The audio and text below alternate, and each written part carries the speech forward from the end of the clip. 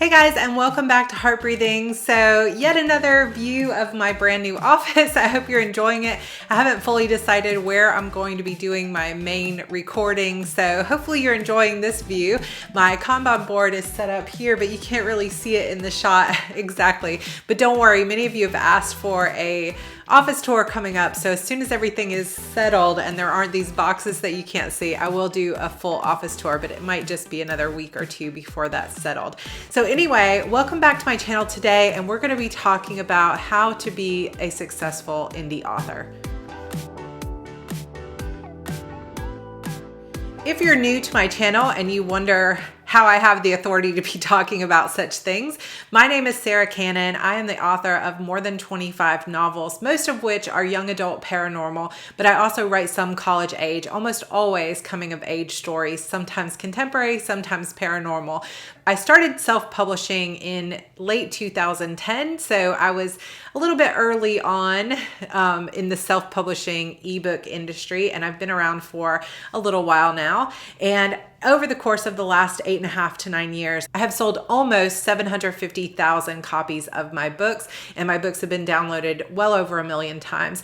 So I'm going to talk to you about what I think it takes to be a successful indie author in today's market, and hopefully for years and years to come. So my first tip is to define the word success for yourself, because I think that immediately when people say how to be a successful indie author, there's this version of success that comes up that's like, in order to be successful, you have to be making loads and loads of money. You have to hit the New York Times or the USA Today bestseller list. You have to be in the top 100 on Amazon, and you have to have all these accolades, or you have to have all these people who know who you are, or have 40,000 people on your mailing list or whatever. But the truth is, I really don't think that deep in our heart of hearts, most of us define success by those numbers. And I think, in fact, that it can be quite dangerous to define your own personal success by numbers or awards that you might win, because those things aren't fully in your control. But the first step to truly being a successful indie author is to really define what success means to you.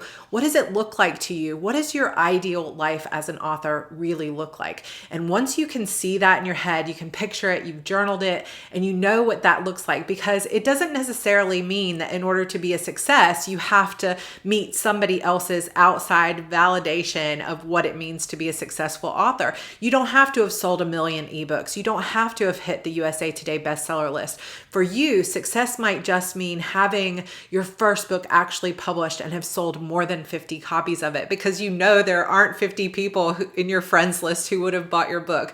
That's one of the first things that was for me is, I had that first month and I sold maybe 47, I think, or 49 copies my very first month.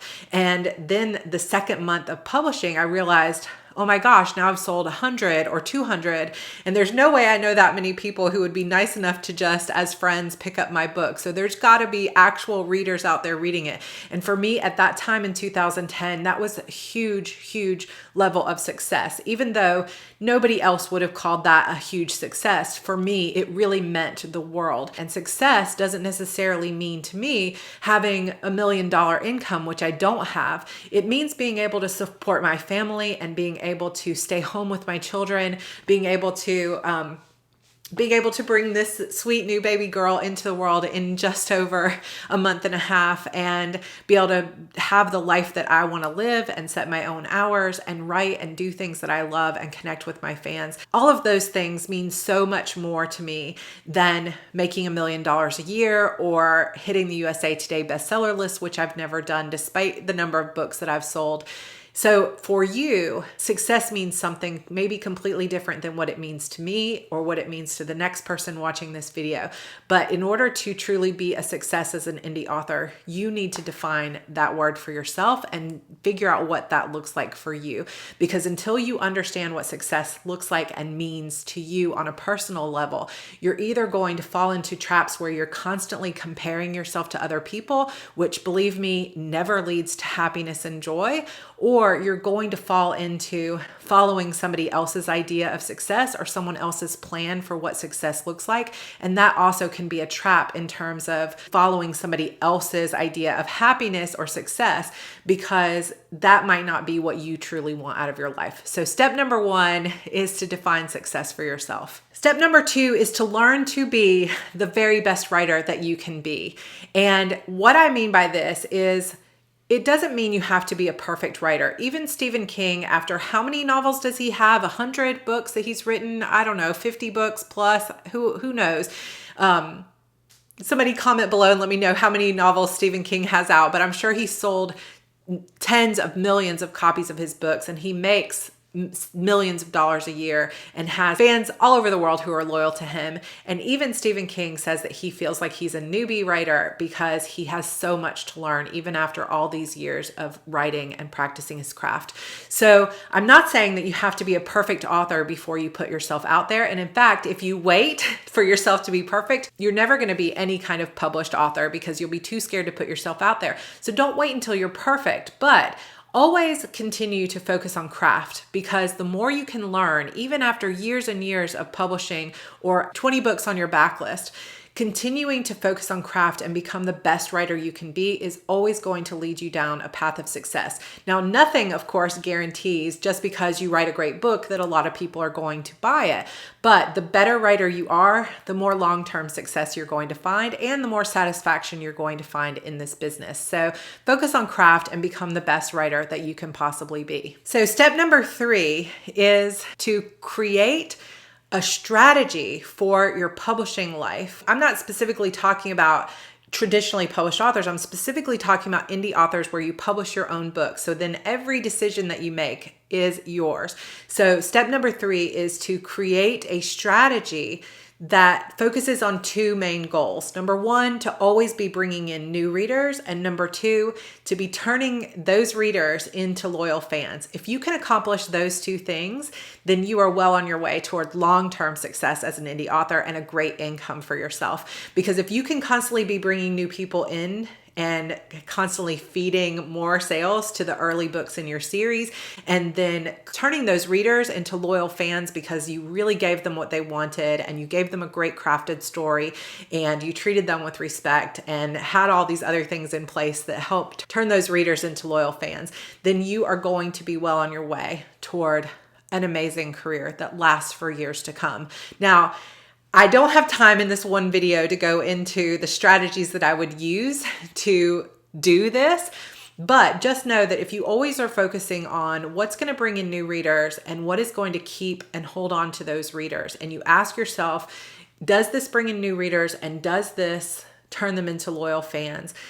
Every time you make a decision, you're going to be on the right path. People who go into indie publishing without any kind of strategy, they just decide, oh, I really want to write this. And then, ooh, I kind of want to write this. And wow, maybe I should write this or I should do this. And they're constantly changing their tactics and watching what other people are doing and kind of throwing spaghetti at the wall are the people who tend to struggle the most. So creating a solid strategy with those 2 goals in mind will definitely put you on the right path. And then once you have a strategy, really following through with it. Which leads me into number 4, which is to take the time to understand and learn both reader expectations and the importance of genre.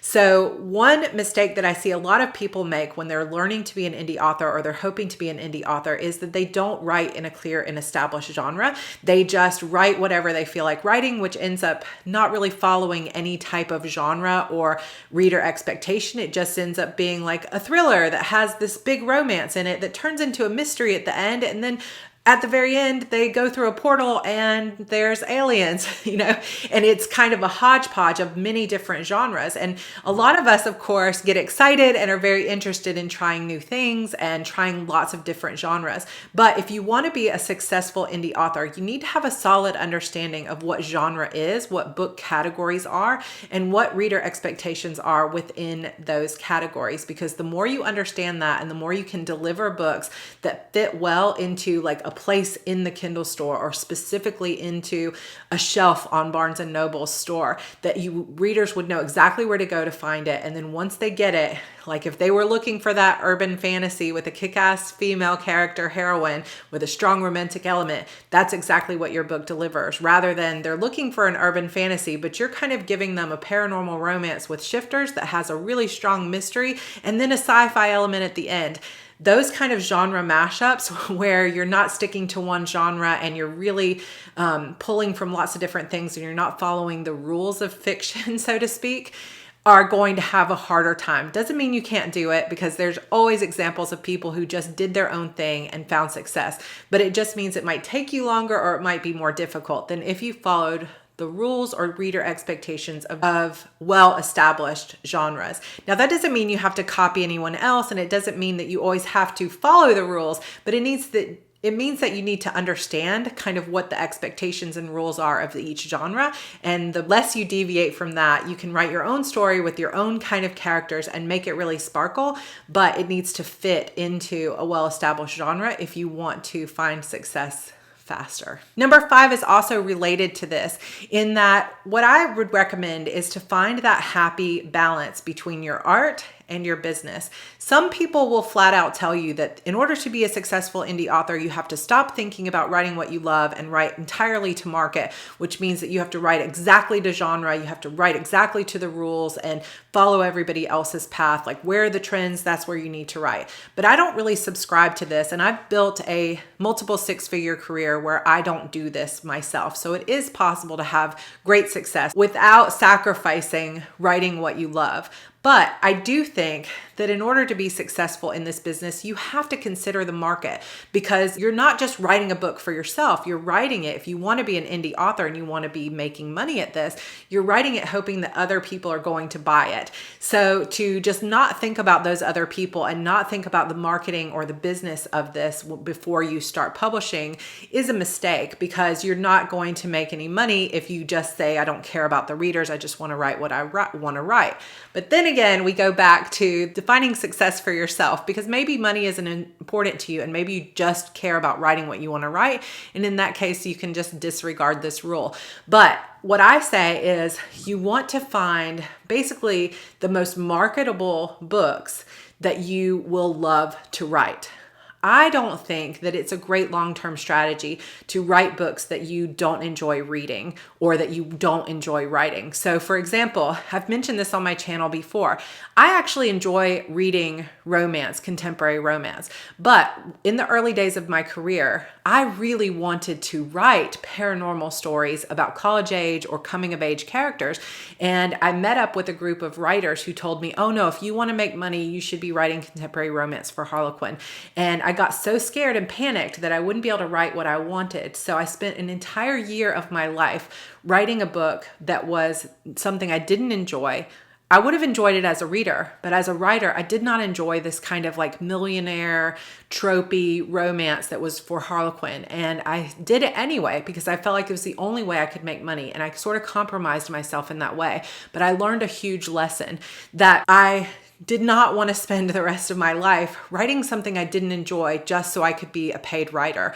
If I was going to do this, I wanted to be happy doing it. So I actually only pitched to one agent in my life. She turned me down also, and I pitched to one editor in my life. But after just those 2 experiences, I just decided, you know what I want to do is I want to take my career into my own hands and I want to write what I want to write. But I also kept my reader in mind, and I thought, what types of books do I want to write that readers really want to read and that readers enjoy reading? So I didn't pick like the trendiest thing. I didn't pick, something that someone told me would make a lot of money. I chose something that I knew I would love, that I had lots of ideas coming forward for me, which was young adult, paranormal, witches and demons, things that I just loved to write about.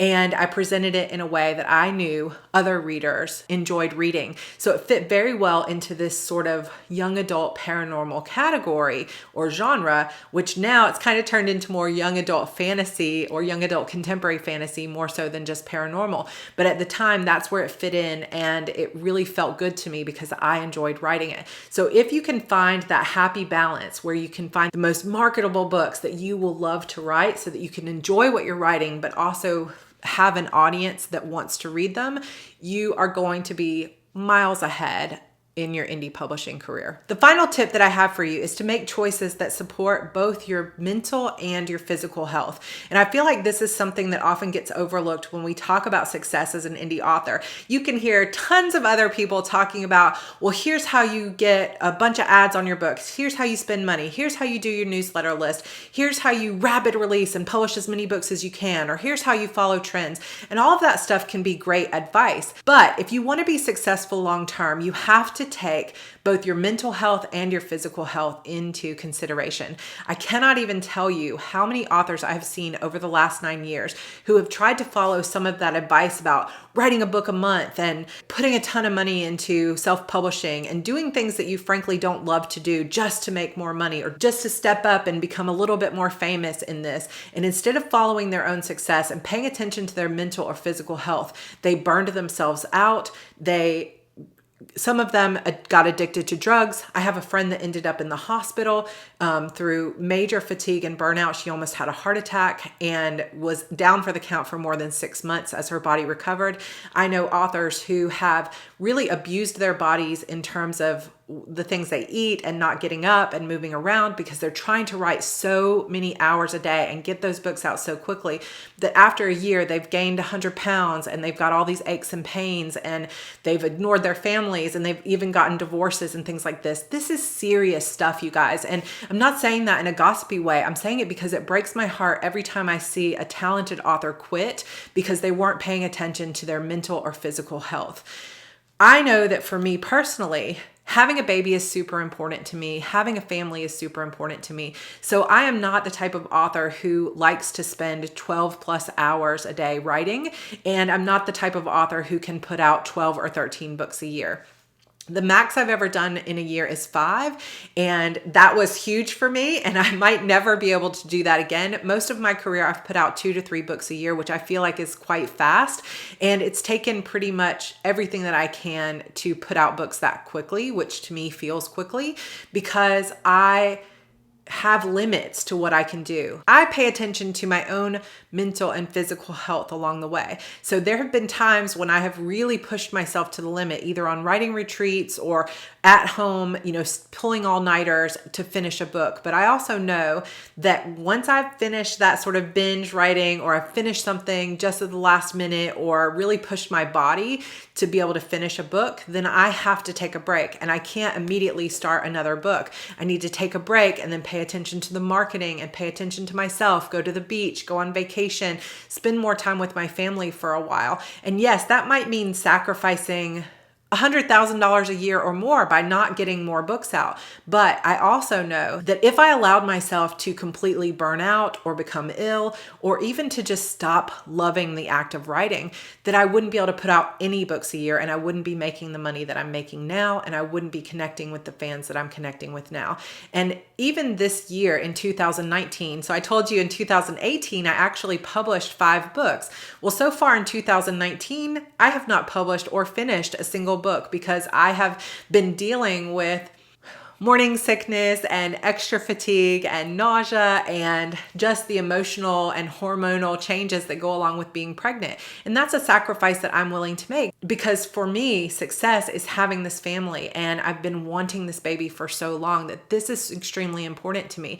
And I keep in contact with my fans, and I have built these loyal fans and this career where they will wait for me and they will be patient for the most part and wait for that book. And when the book comes out, it will be the best of my ability to do. But I am not willing to sacrifice my mental or physical health or my time with my family in order to make more money. And that's just a part of what success means to me. Success might mean something totally different to you. And maybe you want to write 12 books a year, or you maybe want to write 20 hours a day. I don't know. But if you define success for yourself, and figure out what it really looks like and what it feels like to you. You learn to be the very best writer you can and continue to focus on craft and continue to improve as you publish. Then create and come up with a solid strategy for yourself, like a long-term strategy. Be thinking several years ahead where you're focusing on bringing in new readers and turning those readers into loyal fans.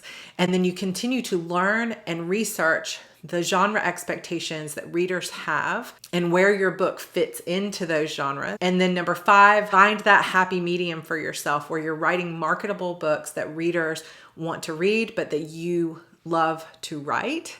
And then finally, paying attention to your physical and your mental health along the way so that you can truly be successful long-term and stay at this for a very long time. Then I promise you, you are on your way to becoming a successful indie author. One thing I want you to know is that there really is no one path to success. And there are people out there that will preach, this is the way and this is the only way.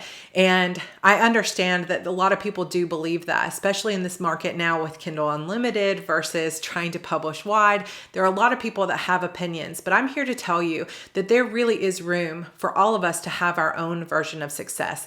It is not easy to be an indie author, but it can be an extremely rewarding experience. And if you want to do it, I highly recommend that you follow these tips that I've set out for you today and really and truly, above all, define success for yourself and really think about what you want on an individual and personal level. Because there is no one way, but I think there is room for all of us. And if this is what you have wanted for your whole life, is to be an author and to get your books out there, then I am absolutely going to encourage you to do it. And I know and believe that you can do it. I wish that I could go even deeper into the strategy and the genre and the cover art and all of those things on this channel. And I will probably be putting out more videos that go deeper into what makes a successful indie author career. But there is so much information that I would need to share with you that it would probably take me years to go through it all here on my YouTube channel. But what I have done is I have put together a course that has taken me months of time and effort and energy that is called Publish and Thrive. And that course launches tomorrow. It's a 5-week course about how to publish your books, but also thrive long-term. So it addresses not only the strategy sections and marketing, but it also addresses mindset and how to define success for yourself so that you can have a long-term successful career where you're truly flourishing and thriving as an indie author. So all of my students for this round will be founding members of my Publish and Thrive course. And it opens tomorrow, which means registration also closes in about 24 hours from when this video goes live.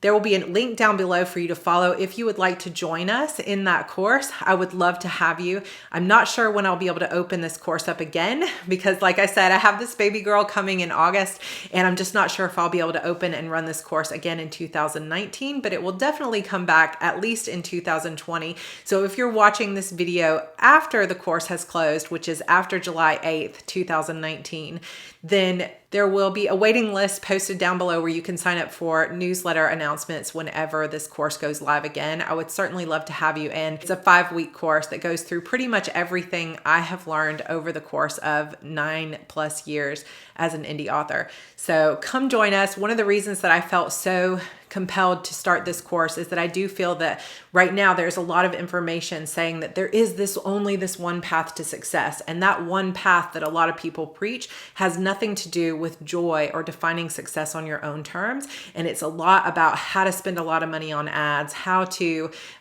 go into Kindle Unlimited and write to trends and write as fast as you can. But I want to present to people that there is another way where you can truly flourish and truly thrive without having to sacrifice time with your family or sacrifice writing books that you love. And so that's what I'm presenting in this course. It is not a Facebook ads course. It is not, I don't even go into AMS ads or that type of marketing, but what I do is give the fundamentals that you need to craft a strategy that will help you be successful long-term. So I won't say anything more about the Publish and Thrive course, but if you're interested and these tips really resonated with you and you are either looking to self-publish sometime soon in the future, or you have already started self-publishing but just haven't found the success that you were hoping for, I would love for you to look into the course and go follow that link down below, and it will tell you a little bit more about what each module covers and what we'll be doing over the course of the next 5 weeks. All right, guys, thank you so much for joining me today. I hope these tips helped and resonated with you. I hope that you like the looks of my new office, and you'll be seeing it maybe from different angles more and more coming up. And I will see you all in my next video. Bye.